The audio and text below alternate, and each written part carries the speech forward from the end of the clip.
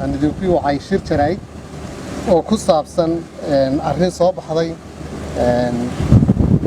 24 saacadood ugu dambeeyay oo ku ah qaranka Hagardaamo. arrintaas waxay tahay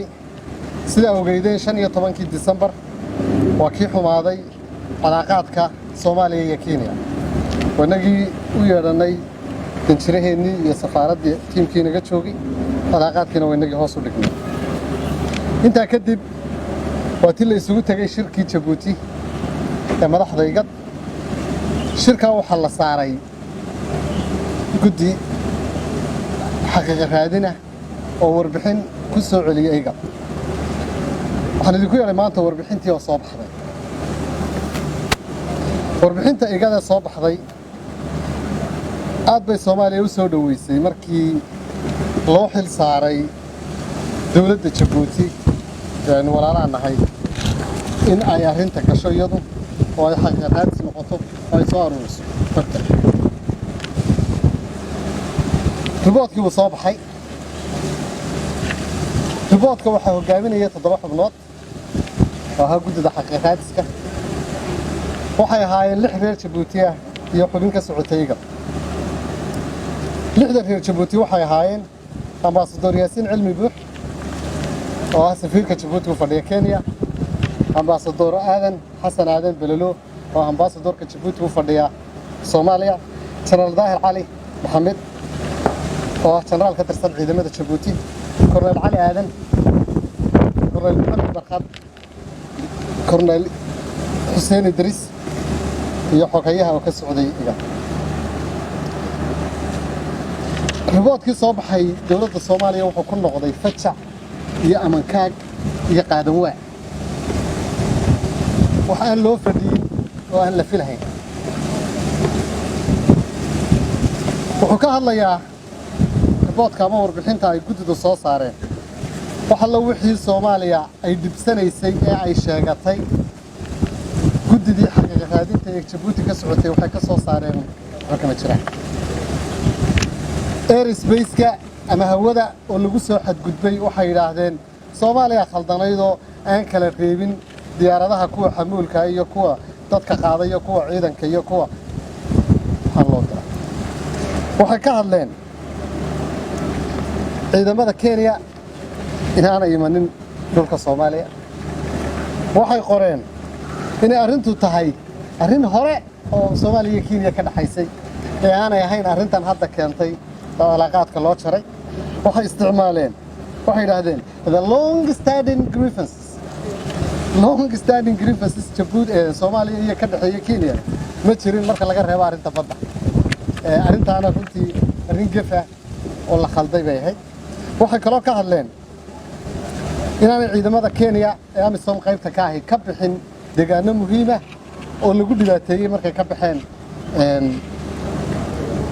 dadkii Soomaaliyeed ee gobolka Gedo, gaar ahaan Buusaar iyo Faxfaxnuun iyo deegaamadii aynu ka soo sheekeynay.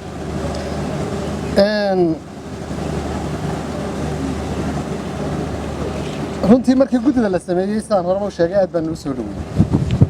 laakiin waxa ka soo baxay waxay nagu noqotay fajac iyo amankaag. waxaan xasuustay markaan arkay warbixinta ninaan isnaqaan baanu habeen annagoo wada joogna fiid buu iga tegey. subaxdii buu soo wacay markaasuu inuu xalay markaan ka tagay gabadh baanu isbaranay oo waxaan rabaa inaan gabadhii arooso oo goormaad aroosaysaa berri baan rabaa inaan guursado. waxku dee dhaqan baynu leenahay horta inaad qoyska iyo gabadha iyo barato soo ma ahayno. wuxuu yidhi gabadhani nin aniga ka horreeyaba weligeed salaamu calaykum ma odhan, telefoonna kama qaban. dhalinyarada tiro aad baa u fahmaysaa. dabeedna waxaan ku yidhi oo yaa kuu sheegay inaanay weligeed qofna salaamu calaykum odhan telefoonna ka qabano iyadaa ii sheegtay. dhammaan riboodka waxaa ku qoran Juma ii sheegtay. Monica Juma wasiirka difaaca ee Kenya sida ay tiri as Monica Juma say waxaa ku qoran riboodka Juma ii sheegtay. riboodkii Monica Juma ayaynu markaa halkan akhrinay. I wish inay iyadu qori lahayd sababtoo wax badan bay ka xishoon lahayd haddii iyadu qori lahayd wasiirka difaaca Juma. dhaliishu waxay tahay markaa hal dhinac bay horta warkoodii qaateen way diideen inay tagaan dhulkii Soomaalida laba jeer bay Kenya ku noqdeen mandheeray tageen waxa laga bariyay balad xaawo u soo gudba waa diiday dadkii baa loo diyaariyay ciidamadii baa loo diyaariyay shacabkii baa loo diyaariyay soo gudba lagu yiri waa diiday marka xamar yimaadeen baa la yiri aanu idin kaynoo diyaaradeed saaro balad xaawo idin geeyno waa diiday arrintaasi dareen bayna gelisay markaaba labada jeer ay ku laabteen dareen bayna gelisay inay hal dhinac warkoodii wasiirka difaaca qaataan dareen bayna gelisay ta ugu cajiibsan waxa weeye waqtigu soo baxay report ama warbixintu wuxuu soo baxay 25 January oo daraad waxa dhacay soo ma xasuutaan dagaalkii waa dhacay duulaankii qaawanaa ee araxda ay Kenya kaga jabtay iyo dabadhilifkii la socday waa 25 dhacay if you look like elephant walk like elephant sound like elephant then you are elephant haddaad sida maroodiga u socoto sida maroodiga u cido sida maroodiga u hadasho then maroodiga haddaad maxaa isku soo beegay 25ka iyo reportka waxaanu ka fahanay in lagu bari yeelo waxay doonayeen inay gobolka gada qabsadaan dabadeedna la bari yeelo yiraahdo Kenya kuma jirto ayaaba cajiibka waxa kamid ah report ku jira waxaanu diyaarad baanu ku dul marnay xuduudda ma joogaan ciidamadkii waxaanu waraysanay qolada Jubbaland waxay noo sheegeen in aan ciidanka Kenya halka ka bixin waxa soo dhin waxa wax bias ah faceless ah unfair ah impartial wuxuu ka soo horjeedaa reportku dhaxdhaxaadnimadii loo saaray wuxuu ka soo horjeedaa warbixintu shalayto statementkii ama qoraalkii uu soo saaray Muuse Faqi madaxa African Union AU-da ee uu lahaa dagaalka gado wuxuu u dhaxeeyaa Soomaaliya iyo Kenya AU-d ayaa qiraysa in dagaalku uu yahay laba geesood waxa nasiib darro ah in walaaladeen inta qiri waayeen oo ay khilaafaan warkii AU-da waxay khilaafeen warkii ay sheegeen xildhibaanada iyo senatarada Kenyaatiga ah ee daawateen ee telefiyada waaweyn ee TV ka baxayay ee ahaa in dagaalku uu u dhaxeeyo Kenya iyo Soomaaliya Kenya inay faraha ka qaado arrinta Soomaaliya waxa ay reportku ka hor imanaya shacabka gado ee madaafiicda iyo missileska ay carruurta ka laayeen ee Kenyaatiga ku soo rideen inay meedkoodii dhaawacoodii daawanayeen waxaas oo dhan ayuu warbixinta ay soo saareen generaalada iyo safiirada Djibouti uu meel ka dhac ku yahay oo ka hor imanaya ilaa African Union ilaa iyo shacabkii gado Soomaaliya iyo Djibouti ma raba arrintu inay noqoto arrin Soomaaliya iyo Djibouti u dhaxaysa waa arrin warbixin khaldan ku kooban kullu ibn aadam khada wa khayra khadaa'ina tawaabun qofku wuu khaldami karaa meel buuna ka dhici karaa bini aadam baana loo yahay laakiin Djibouti waa walaaladii waa ehelkeennii waa walaalkeennii yaraa ee inagu aynu korinay ee xornimadiisa keenay ee ka shaqaynay without us la'aanteen Djibouti dalna ma noqoteen xorna ma noqoteen waxyaabihii ugu badnaa ee lixdamaadkii iyo toddobaatanaadkii Soomaaliya loola dagaalayayna waxa ka mid ahaa xorriyadda Djibouti ee ay geed dheer iyo geed gaaban u fuulaysay si ay ula dagaalanto super powerskii dunida jiray oo Faransiisku kow ka yahay ee haystay Djibouti ee Security Council-ka iyo majlis aan fadhiyay ee veto power-ka lahaa nuclear-ka lahaa ayay Soomaaliya iska hormadoobaysay si ay reer Djibouti xorriyad ugu noolaadaan heesihii loo qaaday kaydka radio Muqdisho yaalin maalintii la diiday in xorriyadda la siiyo 68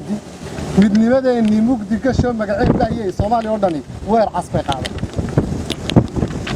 midnimadeennii mugdi gasho magaceeda ayay weer cas baa la wada xidhay in Djibouti loo diiday xornimadii markay xorriyadda heleenna waabaa bariyay bilicsan arooriye baxsan maalin boqoran bay noo qaaday waa walaalkeennii yaraa anigaygan idinla hadlaya waxaan xasuustaa waa uu imanayay madaxweynihii hore Djibouti Xasan Guuleed Abdidoon ilaahay oo naxariisto toddobadii subaxnimo يعني voluntarily حتى ما جري markii la yiri maamulaha la yiri maanta madaxweynaha Djibouti baa imanaya waanu yaacnay ilaa iyo 3 galabnimo 4 galabnimo asarkii subax toddobadii baan cararnay si aanu isu taagno jidka airport 4 galabnimo annaga aan biyo cabin oo waxba cunin oo annagu iskay u yaacnay si aanu u aragno madaxweynaha iyaga labaad ayaan soo martay waxaanu jecelnahay wanaagooda waxaanu jecelnahay guushooda waxaanu jecelnahay horumarkooda laakiin reportkani wuxuu stain baa la yiraahdaa Englishka bar aan tirmin 100 sanadood ku noqonaya walaalnimada markaas oo walaalka mararka qaar yani waxay arintani hadaa saashanaysaa Kenya ma faragelinayso Soomaaliya macnaheedu waxa weeye farageliye arintaasi arrin siyaasad laga dayo maaha walaaladeenna guddida soo saaray reportkan waxay dhaawacayaan walaalnimada waxaan isleeyahay inay ka noqon doonaan oo ay raaligelin ka bixin doonaan guddidaasi 6 xubnood ee reportka qoray ehelnimada walaalnimada meel bay kaga dhacday sababtoo waxaan anagu u aragnaa dulmigu waa laba dulmiga qofka cadawga ah ku dulmo iyo dulmiga uu ku dulmo walaal labada dulmi hada waa dulmi isku mid ah laakiin waxa xun dulmiga qofka walaalka ah ku dulmo quraanka marka culimadu fasirayaan laqad dalama akhaaka marka laga hadlayo laqad dalama akhaaka waxa weeye uu ka fog yahay bay yiraahdaan dulmiga walaalka dulmiga kale ee qofka aawul bay haysay uu ku dulmo ninku xiga naxliga ku gala naari kugu beer meel buu kaaga dhacay aadanu uga xunnahay arrinta laakiin waxa hadda griefanisaho nagu jira ma jiraan oo walaalka hadduu ku guddi baa khaldantay reer Djibouti ma khaldamin shacabkii Djibouti ma khaldamin dawladoodina waa dawladeenu la saaxiibka ahayna walaalaha ahayn walaalka hadduu gaban yahay geela kula raaco asaanad gulguli karin geel soo halaabo inta gaawe loo soo dhisaa geed la hariya walaalkaaga yari hadduu khalad sameeyo lama dilay caana la siiyo waxaan rabaa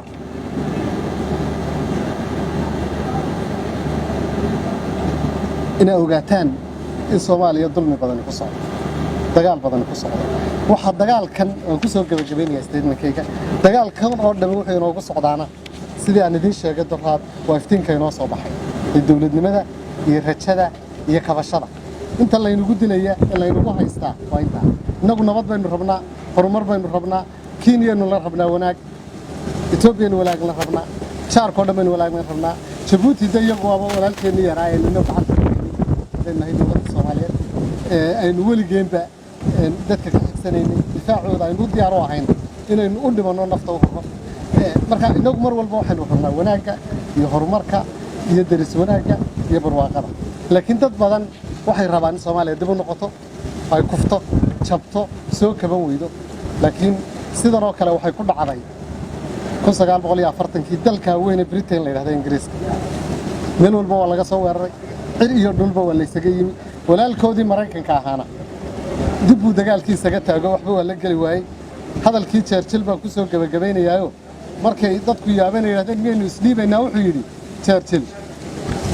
we shall never surrender weligeen isma dhiibi doono maanta oo ku ayagu dunida ka talinaya Soomaaliyana mar bay ka talin doontaa geeska iyo gobolka waa mahadsan